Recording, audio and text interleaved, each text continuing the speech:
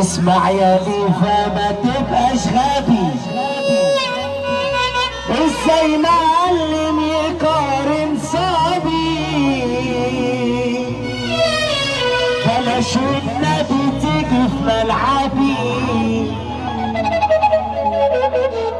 واقف جبل وما بنحنيش،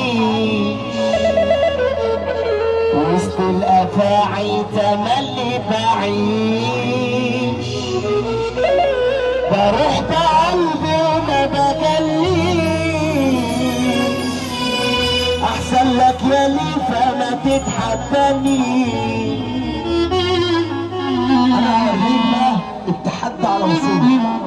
لو لحد دلوقتي عندك الكلام سمعوا سقفه من الاخر.